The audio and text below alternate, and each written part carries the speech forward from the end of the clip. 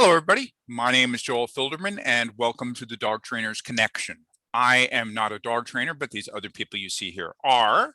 We get together, we discuss a topic, come up with some thoughts, some ideas, sometimes some answers, but always have an interesting discussion. And so first off, welcome trainers. And in particular, for those who've followed this YouTube channel for a long time, one of our old time trainers is back with us today for our topic, and that is Brian Manning. Welcome back, Brian. Thank you for having me back. Of course. So we're going to do things a little differently. Instead of me introducing the topic, we're going to have one of our trainers introduce the topic because they are the ones who came up with the topic, and probably going forward, that's how we're going to go forward with this. Our topic today comes from Joyce Keeton. And Joyce, you want to introduce the topic, and we'll go for a discussion after that introduction. Yeah, I'm interested to hear everybody's input on dog-to-dog interactions. This has been a hot topic for many years and just keeps changing. So I want to hear what everybody's feedback is. First of all, what is normal? Let's define that if we can. And why do some dogs love being around other dogs while others don't? How many is too many? I own a doggy daycare, and I have my own ideas on that, but I'd like to hear from others what they think how many dogs in a room is too many. And are there any rules, any really hard, fast rules that we need to be adhering to? So somebody take the floor. All right. And let's start with what is normal, because as a dog owner myself, I'm curious to find that out. What is normal with dogs when they interact with other dogs? Anybody want to start? Well, I certainly think that the viewpoint is a little subjective, right? Because what is normal for me and what I see in my everyday interactions, not only with my own dogs, but client dogs, might be different from what feels normal to the average dog owner. So I think a lot of the determination of that, I mean, we can talk amongst ourselves as what we feel as dog trainers is normal interaction between dogs, but I think we all know that a lot of owners aren't going to necessarily agree with what we might see as normal. There might be a little more overcautious than we would be, or even less cautious than we would be. So I think we have to keep that in mind when we're trying to figure out what normal is. Okay. Good point. You want to add anything to that, Bonnie? Well, I have 15 of my own dogs. So I'm sure that's probably right up there with some of the other folks here. I'm sure, I don't know if anybody has that many, only 4 or 5 living in my house at any given time. But as far as what is normal between dogs, I look at dogs interacting with each other, and I'm looking for deferential movements. I'm looking for dogs taking the upper hand and then reciprocating and taking a lower stance, where, I don't know, the term balance comes out, but it's a little overused, where not one dog is taking up all of the resources and time and energy, and the other dog is looking for some sort of escape. I don't find that to be normal. I think when both dogs are giving and taking, if we have 2 dogs together, and not we're talking about multiple dogs, but one dog with another dog, as long as they're reciprocating in their play and their interactions, I think that can be considered normal between the 2 dogs.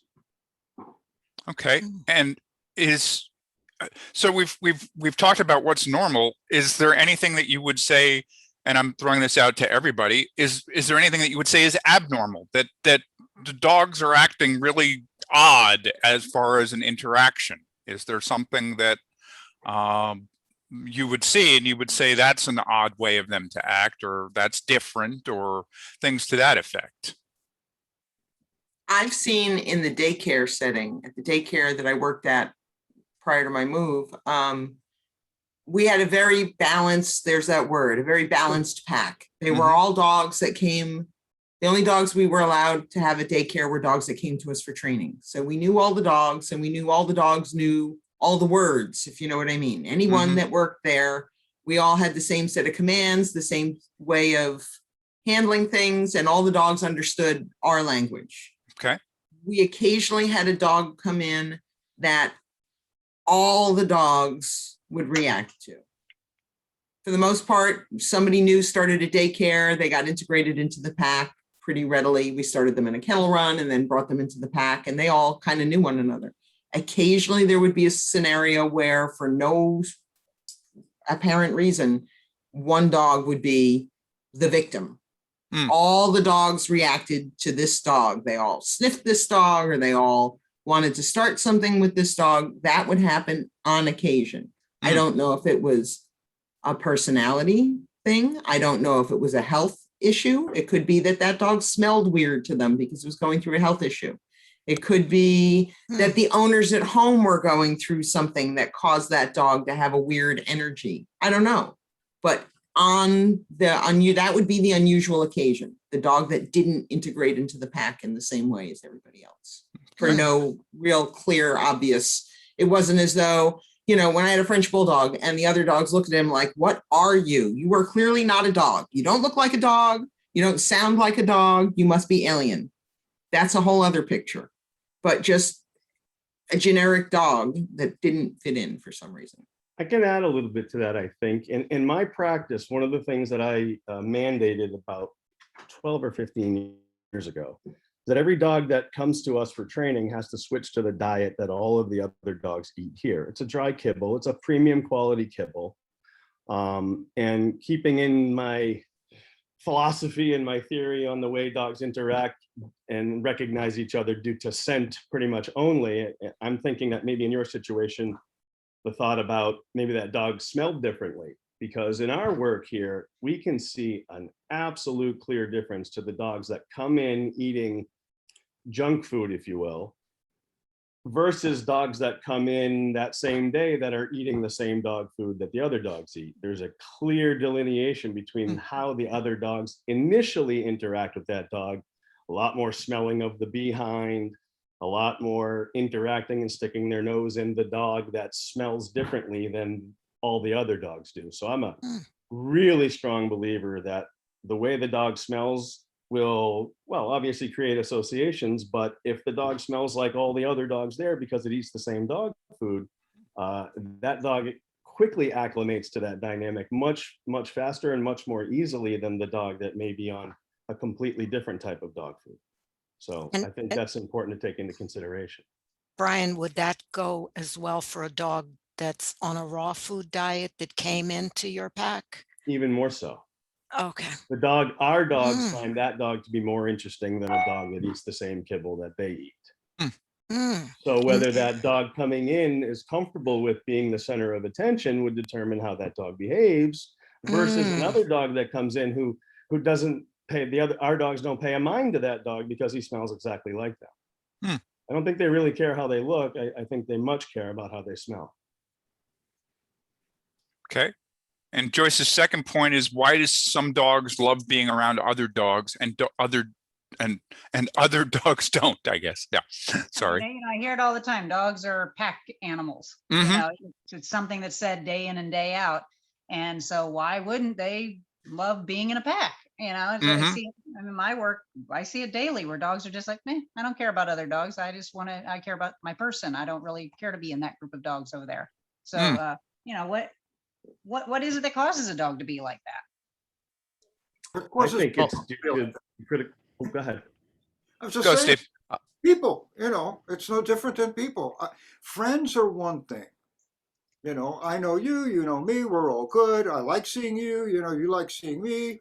Strangers are something else altogether, you know. So you bring a dog in, even if the stranger is interested in being involved, doesn't mean that the kind of the group as it is open and willing to take the stranger in, you know. You know, I think that the puppies play, you know, puppies, it's rare to run into a puppy that's like, oh, get lost, you know. But then as you get older, you know, why would you not be a knucklehead like a puppy? You know, let's get a lab. You know, that's a different story. Or a pit bull. You know what I mean? It's like, oh, hey, you know, everybody's so happy. You know, I think you grow up, you mature. I think dogs grow up. Some of them mature, some of them don't. I think if you're less mature, you're more likely to be the goofball play. kind of dog where the mature other guy is a more sedentary to itself, doesn't really enjoy going in.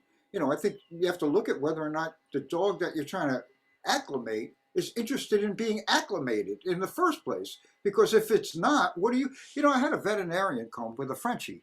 And he said, I'm having trouble at the dog park. I'm like, what's the story, man? He said, well, the dog ignores all the other dogs, but if a person comes in with a kid, he runs over and gets all hyped up and jumps all over the kid and he scratches the kid and, the parents get all twisted up. And I'm like, I could fix that right now. And he said, how? I said, stop taking him there, for God's sake. He's a retired veterinarian. He says to me, I like going there. I said, look, I'm not telling you you can't go. Take your newspaper, go sit in a dog park and read the paper. You don't got to bring the dog. He's not having a good time of it. You can go. Nobody will know you don't have a dog. You know how it is in the dog park. Nobody really knows. So I said, go for yourself. Leave the dog home, man. It's about, I say you look at the dog, I think it's clear most of the time. Now, some people might say the dog has to, because I used to work with those cops all the time. You get a bunch of male German Shepherds in the same room. Are they really like friends? Hell no. But they won't fight. It's like Pam says, they know the words, don't, and so they can work together. They're not friends, but there's no conflict because the expectation of them being friends doesn't even exist.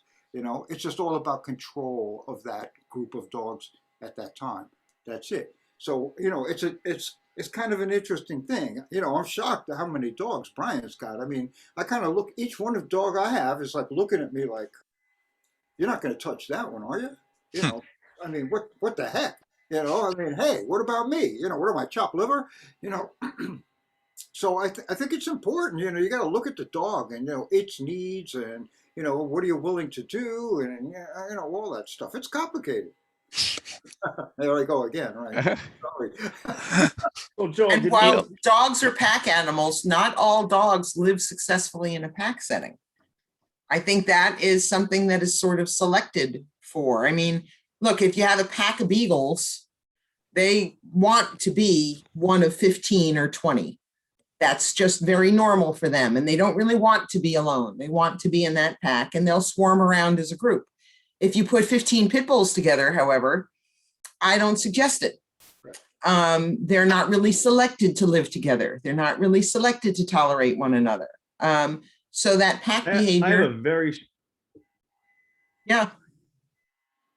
What were you going to say, It Brian? just keeps freezing, so I can't tell. Oh. It keeps freezing, so I can't tell if you're done talking or not. I'm sorry. I have a really strong theory on how and why dogs may turn out to be social as adults or not. And it goes back to the critical learning period between 8 and 18 weeks of age and how much or how little socialization, handling, desensitization, conditioning they had during that time, as well as that secondary period between, say, 7 and 11, 12 months, where they're likely to be fearful of things that they might not have been fearful before. That we recognize in those dogs that we need to take a little bit of extra time for their socialization and desensitization to certain things. And if we do that with those dogs, I think we run a much greater chance of that dog turning out to be a social dog later. That's my experiences.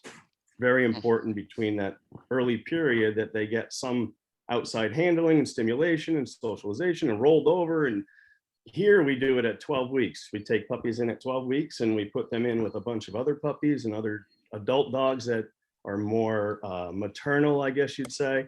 And what I've seen over the years by doing that is the vast majority of those dogs turn out to be very well socialized animals. Now, I don't know if it's because those owners put more time and effort into those dogs, but I do see in my work the vast majority of dogs as adults that aren't social definitely did not go through early socialization. So I think there's a real direct correlation with what we do with puppies between certain ages and how they turn out later on in the world of socialism or socialization, not socialism. I totally agree with you. That too. But you can't toss maturity to the wind. No, right? absolutely not. Things happen as you can do the best work with your puppies. You can, get them between 8 and 18 weeks and do all your good work. And you know, that's never for nothing. You know, you get a lot of good stuff from doing that. But as they mature, you know, whether they become hormonal or whether you strip them of that, I think all these things come into play. And, you know, what drives me nuts is a lot of the daycares in my area won't allow an intact dog into their group after like 6 months old. They're like, "No, it's sterilized or it's not coming." And I'm like, why would you make that rule? Since there are a lot of intact animals that are problem free, you know, they are social and friendly. And then I hear, well, yeah, but then the neuter dogs will pick on this intact dog. And I'm like, that's not his fault. You know what I mean? Or her fault. I mean, come on. You wouldn't bring a female dog that's in heat to a group. But if you've got a male dog, he's never had any problems, he's social and friendly. I mean, what the heck is that about? You know, only sterilized dogs. I got a problem with that. I really got, that's like you can only have, if you live in a building, you can only have a dog under a certain weight. What is that nonsense about? It's not, they don't ever talk about the character of the individual. It's all about the weight of the dog. What are you kidding me? You know, we got serious issues in the dog world, I think. Yeah. And And Bonnie, I I- think you wanted to say something about I that. think they have to make those determinations based upon the dog. Right. I think another aspect, if you look at it, is this, you know, us as humans with a selective breeding. You take a look at like a Doberman Pinscher or a Boxer, where you're, you know, docking the tail or the ears, and those are obviously some areas that the dog can send signals to other dogs. So if they're not able to send those signals, you know, appropriately, the other dog's not taking it because they don't see it or sense it, then maybe a fight can ensue. And it's obviously pretty rare, but sometimes all dogs could be getting along really well, and one dog maybe sends a signal to another dog, it doesn't take it too well, and there might be a fight. One dog maybe fights with another dog, but meanwhile, there was a whole pack of 12. They're all getting along. Next thing you know, all of them are ganging up on that one individual dog that's getting, you know what I mean?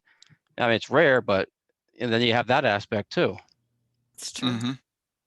And I was just going to add in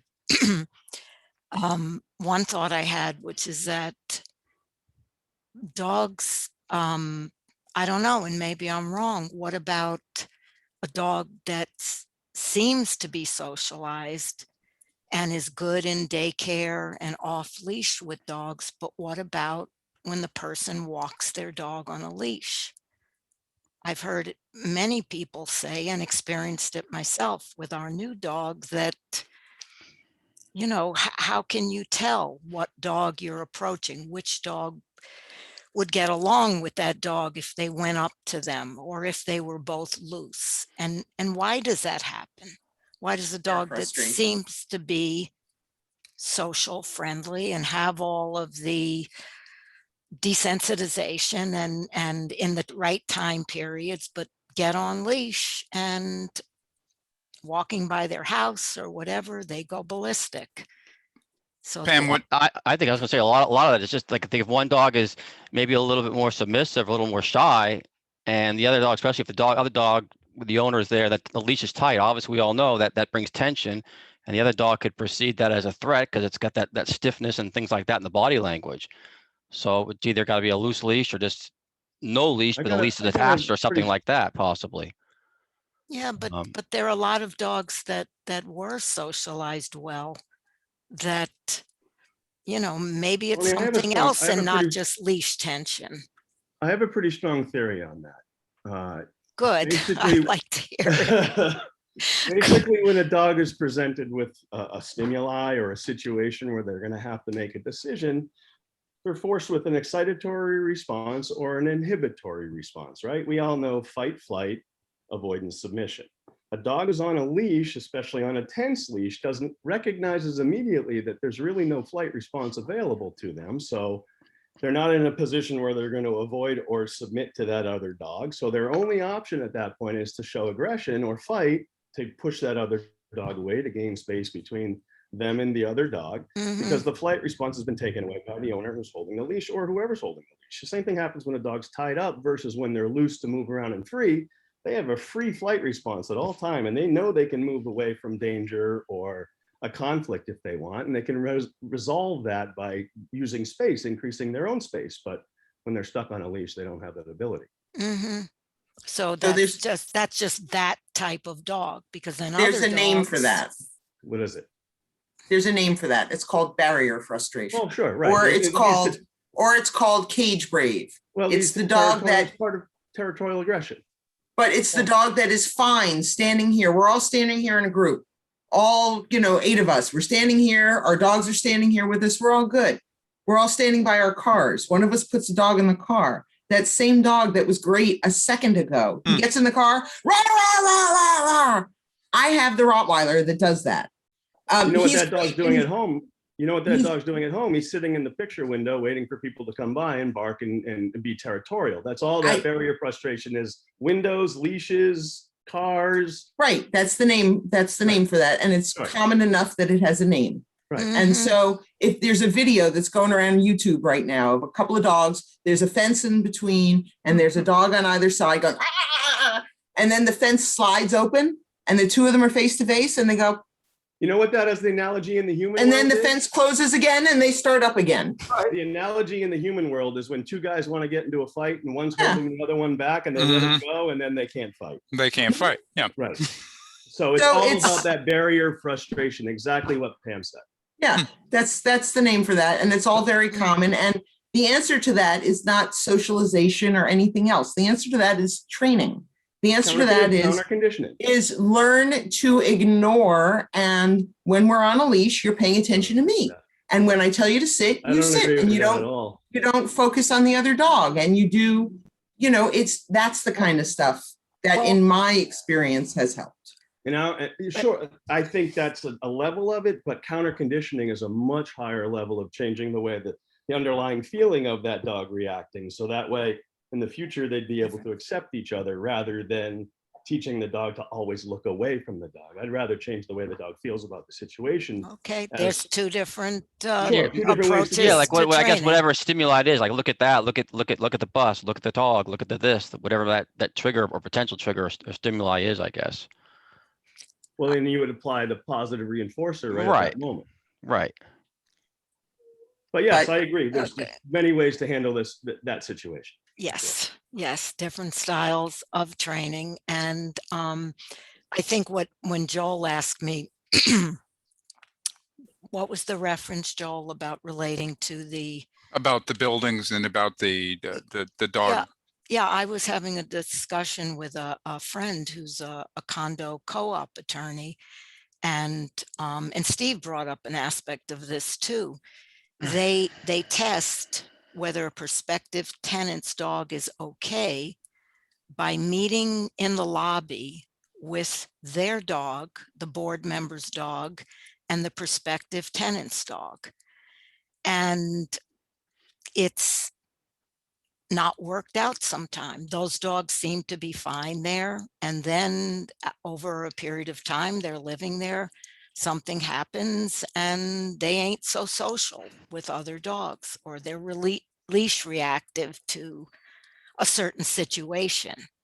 So, I don't know. I don't know if there's any fail-safe answer to fixing that kind of situation and testing a dog, how they would get along in a building and on leash. And I think you got to kind of kick back and look. Yeah, I mean, I'm sorry I can't give you the exact details, but there was a guy that went to some island somewhere to study street dogs. Yes. And what he wrote back was, it was interesting that they were just, the community took care of the dogs. So they weren't hungry. They were all social people. He saw no acts of aggression. But he only saw the dogs together. They had every option to do whatever they want. You'd see a couple here, a couple there. But even if they would pair off or there'd be like a small group, they would separate out and go their own way. That's left to their own device. They don't like hang as a group of 20 or 30 dogs together like, hey, fellas, they would separate out and do their own thing. I think that was kind of telling in a way, because, we do have that idea. Dogs like to hang around with other dogs, and that's maybe sometimes true, but I found that an interesting thing. Nobody was telling them what to do or what not to do. Mhm. And they had their moments, they hang around, I guess, see your friend, hey, what's going on? And they go do their thing. And then they would go their own way and separate out. So, the idea that, we take them into a fenced area and say, you're in it now, pal. Sometimes when the dog's like, can I go home? I think you got to keep an eye on that. I don't, it's complicated. Yes, it is. Quiet, Jeff, man. What are you thinking, bud? Yeah. What's with all the expectations? That's what I don't understand. Yeah, What's I was that? waiting for you to come on, Jeff. With all due respect to everyone, why are dogs the only species that we humans put expectations on how they should behave socially, like under normal circumstances? I'm not talking about behavioral problems. If I have a Rottweiler, that son of a bitch better bark and yell at whoever comes by my house.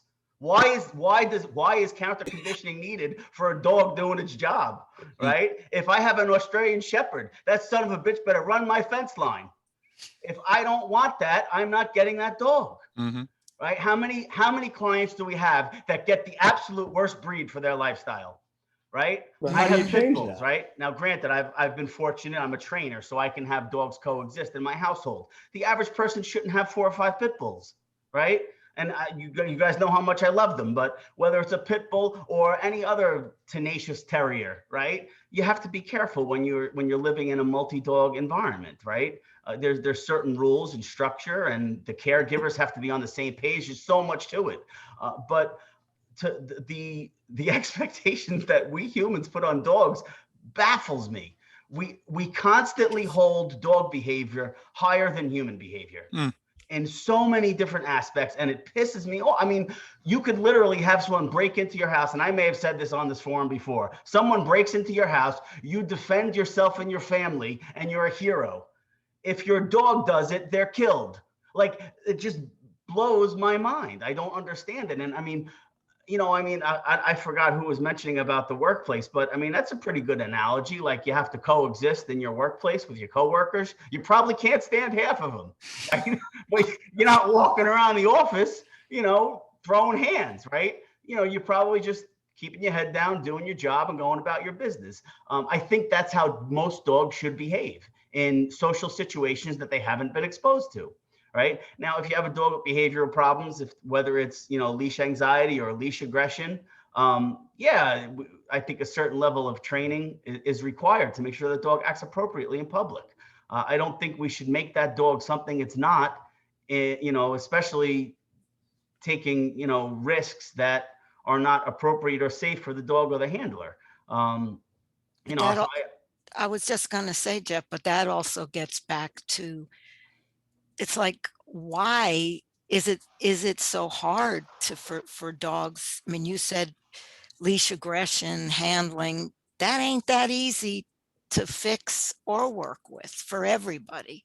If you're living in Manhattan, if you're, you have a busy job. And so I'm just thinking that you're right about holding dogs to a higher level, but they also have to coexist with people in this day and age and with their lifestyles. And it ain't that easy to fix leash aggression and reactivity. It's a lot of work. And I think you hit 2 really important points there, Bonnie. I think one is that our expectations are, that people will have time to do all these things. I have said on many occasions, people want a pet, not a project. And a lot of shelter dogs, as an example, are projects. Sure. And they do require a lot of time. And if you started with a dog that had the right foundation to the first 10, 12 weeks, which a lot of shelter dogs haven't had, maybe you'd have less work ahead of you because the dog had the right start. So there's that. Sure. But the other thing is that as far as our expectations have gone, and to touch on Jeff's point, the world that we live in today, that you mentioned, seems to think that dogs all should interact and should have this social thing. And when I walk the bike path in Burlington, oh, can my dog meet your dog? Can my dog? I have not once ever in my life approached somebody and said, can my dog be friends with your dog? Mhm. My dogs have me and each other. They don't need the rest of the world. I'm not looking to make my dogs friends with anybody else's dogs, unless somebody that I spend a lot of time with and our dogs are going to be together often and that sort of thing. But the idea that people think that their dog needs to go out and meet new dogs every single day of their lives and every dog in public has to be greeted is insane. Yeah, I think the problem with that is people's understanding of socialization. You know, I mean, socialization can happen from a distance. You can safely socialize animals and get them acclimated to new social situations from a safe distance. I mean, and if it's someone that's having a hard time, I mean, in today's day, there is absolutely no excuse for anyone who took the responsibility of a dog into their home to not do what's appropriate. The average person in the United States watches 3 to 4 hours of TV a day. You don't have 20 minutes to go work a dog? I don't buy it. And people who don't have that time, I get, you know, some people, you know, they might be a single parent raising kids. I get all that stuff. Money could be an issue. But I mean, YouTube and I mean, things like this, there's trainers that are offering suggestions that people can implement from a safe distance if they can't afford training. You know, there's ways around, you know, problem behaviors. But just in the normal course of, I mean, and I'm glad that this is a safe space where we're allowed to use the P word, right? You know, because God forbid we say dogs are social mammals, also known as pack animals.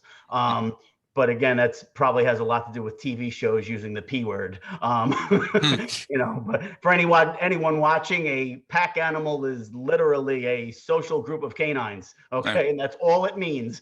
It doesn't mean that all the panelists here are taking dogs by the scruff and rolling them. That's not what pack animal means. Okay, so anyone watching, it literally means a social mammal. Okay, so now that that's said, you know, if I'm walking down the street and I see Steve and we don't know each other, I'm not walking up to him and grabbing his balls.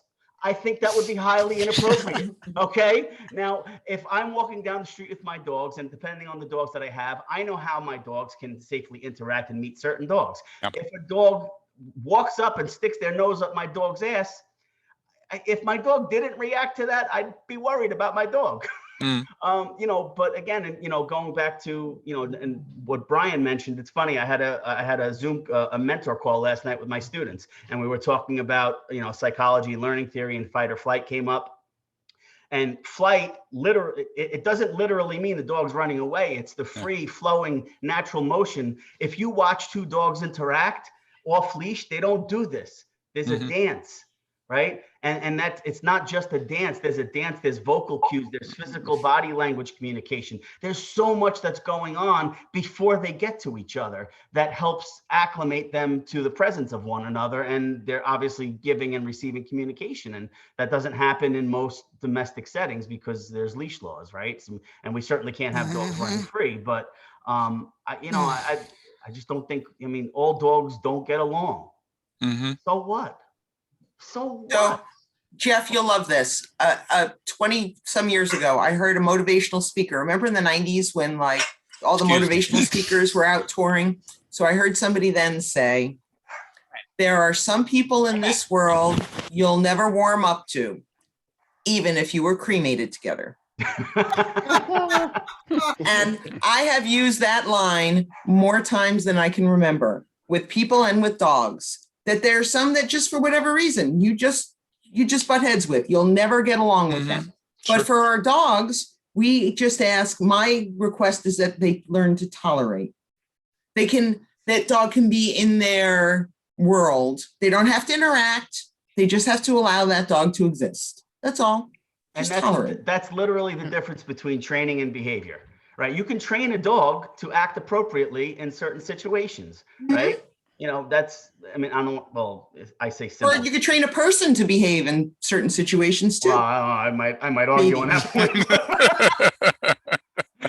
No, I just wanted to ask Brian, when, you know, I know you do a lot of, somebody has a dog, doesn't get along with other dogs, leash reactive. You take that dog in, you work your rehabilitation that you do. and I know you've been very successful at it. And what I wanted to ask you was when the dog goes back to the home, say, and it's in a town where they're walking the dog on leash, what kind of success do you have with that in terms of changing that dog's emotional behavior? Good question, buddy. What I can tell you for sure is that every dog that comes through here is obviously going to be different, right? What I end up doing is not fully rehabilitating dogs. That's just not feasible, right? What I claim to be able to do, and what I am always trying to do, is to get that particular dog to be the best dog he or she can be. I bring home a dog that is as best as that dog can be, not hardly ever the dog that the client wants. I'm setting their expectations all along the way while I'm working with their dog to help them understand that what's going to come home is not the perfect dog that they're hoping to see at the end of training, but what a vastly improved dog that is their dog. And if that dog is not capable of acclimating itself to other dogs, we'll find that out here because we have access to 20 or 30 dogs every day, client dogs, my own dogs, that have the ability to figure out whether or not this dog is going to be capable of being social without shock collars or commands or anything. It's dog on dog, safely done in a way. Jeff was right. Dogs are communicating with each other all the time. You put two dogs in the same room, crates from the opposite side of the room, in a week, they know each other's ins and outs. They know everything about each other, even though they haven't interacted with each other. So we get to a point where we figure out what that dog is capable of, and we get it to excel at that, whether it's being social with males or females, or this type of dog or that type of dog or no type of dog. But at the end of the day, I believe I can bring home their dog in a much better state, or at a minimum, we know the right path to take going forward so that they have realistic expectations of what can be done with their dog. We can't take a dog that can't be socialized well and bring it back in the home and tell the owner that he's going to be fine on a leash. I think industry has moved toward force to get those results, i.e. shock collars, pinch collars, compulsion training, so that they can produce the results that the clients are paying for at the expense of the dog. And I won't do that. So really, to answer your question, what's my success rate? My success rate is generally, I can always show the client their dog's best ability. So if that dog is capable of being walked in a neighborhood and not reacting to other dogs without punishment and compulsion and heavy, shock collars or pinch collars, then that's a success for me. But I tell the owner that it's very unlikely that the dog is going to be able to do that for them tomorrow. So we work together over a course of time to bring them up to their abilities up. So now they're capable of helping the dog reach its full capacity. Nice. Right? Because likely they've had a lot of track record and a lot of what we call rehearsals of doing the wrong thing all along the way. So now not only does the dog change, but the human behavior has to change as well. Otherwise, we all know it's not going to work. So the success is pretty good, I think, because we're still in business 15 years later. But realistic expectations is where we're successful at. Wow. Did we answer Joyce's question? That's terrific. Well, the last part of Joyce's question is how many is too many, and she'd added one more which I don't have written down. Joyce, what was the last thing you said after how many is too many?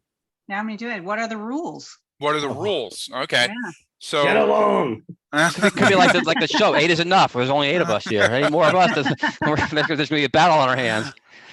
I mean, we're talking about expectations. Look, all you guys expected me to be on video today, didn't you? But you accepted my ugly face. You would accept my ugly face. But I'm like, no, I don't want that. And look, we're socially distanced. I think Jeff is over in North Carolina, so we got plenty of distance between us. Not any closer, there could be some conflict, Hey, don't be hard on yourself. You have the best face for radio. I just got to work on my voice, right? Got to work on my voice. Oh, goodness. So does anybody want to answer that question? How many is too many? Let's start there. I think I'm grateful that I'm a pit bull guy, because if I was a beagle guy, I don't know who said it, but I'd probably have 30. So, yeah, I'll tell you when I get there how many is too many. yeah, I mean, obviously there's a lot of You're dogs working on property. There's a lot of dogs on the property, but going back to what I was alluding to earlier, my wife and I, it's just us, it's just the two of us. So it's a lot easier for us to be on the same page with, the structure in the household, the feeding. And then, if we, part of my program here for rescues, at some point, dogs that I'm working have to come up into the house. So, we have certain rules, my wife and I, and, our house is situated in such a way that we can safely bring a new dog into the house on the fly when we need to. But I think rules and structure are challenging in larger households, households with younger children where doors aren't closed, latches aren't clicked, little things like that. But I'm a firm believer in making decisions for my dogs until they make decisions that meet my expectations of them. I mean, just little things like working them all day long, and nothing in life is for free, that kind of stuff. I totally subscribe to that. I call it resource control. I don't know what other people call it, but my dogs don't get anything unless they earn it. And I'm talking, we spoon with them, they sleep with us, like all the foofy stuff that people do. They just got to get off the bed, let me situate myself, sit, now you're allowed up. That's it. Like, simple rules can go a long way in making sure that our dogs are looking to us for guidance. Because left to their own devices, guess what? They're going to act like animals, because they are. Right. So if we have structure, and it's a little different in Joyce's environment, she has a daycare. I've been exposed to some daycares over the years, and my only, and I don't know what, I'm sure they vary like many other places, but I think training is it's such an important part of putting people in a situation with a large group of dogs, because you can have dogs that scuffle and nothing ever happens. You could have dogs that scuffle and humans intervene inappropriately, and that scuffle turns into a fight. So human behavior is part of their environment that could instigate an escalation of behavior. So I think in an environment like Joyce's, as I'm sure she knows, because she's the pro in it, and I'm sure she trains her staff more so than, Jane Doe, who decided to open up a doggy daycare and knows nothing about dogs. Joyce obviously has, she knows her stuff. So I think places like that need really good, solid training program for the people who are going to be out in that yard with those dogs. I think more dangerous than the person who decided to, knows nothing about dogs and decided to start something. I think the more dangerous person is, oh, I love the doggies. I'm going to open a dog training business or a doggy daycare because I love the doggies. Those people have no idea how to control the dogs. And when something happens, and something inevitably does, they're heartbroken because they had no idea it would even happen, because they just love the doggies and they think love is enough. And we all know it's not. So the rules for the people, for me, are the most important rules, not the rules for the dogs. If the people follow the rules, the dogs will follow the rules. But if you are insistent on what the rules are for the people, the dogs will fall into place because the people won't tolerate it. So, if I say that these two dogs cannot run together, period, that is a serious rule. If the people break that rule, you find why they couldn't run together. If there's a reason that when the dogs started at daycare, the first week that they would come, they were in a kennel run. They weren't running with the general population. They were in a kennel run all week. And the general population got to see those dogs through the kennel run. And then eventually they got integrated into the pack. But if you just tried to let the dog loose, something might happen. And there was a reason that all those rules were established. Mm-hmm.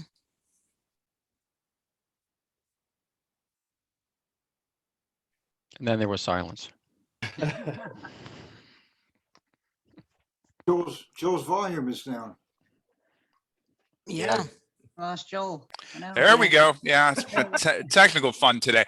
Joyce, what I was saying is, when you said the rules, were you talking about the people or were you talking about the dogs? Well, I said it the way I said it on purpose. I wanted to have that open discussion so that, there you go. They can come out, what are we talking about here? And I am thrilled with this conversation. This is exactly what I was hoping for. Okay. Everybody's done a great job. It's been wonderful. And I think that's a good place to leave it then, folks. Thank you all trainers. We went a little bit longer than we ordinarily would, but this was a really fascinating conversation, at least from my point of view. I hope it was from yours, and I hope it was from yours as well for the people watching. So I'd like to thank you all for being here, trainers. I'd like to thank you all for watching. And don't forget to like this video, subscribe to our YouTube channel, and like us on Facebook. And we will see you next time. Thanks a lot, folks. Bye-bye.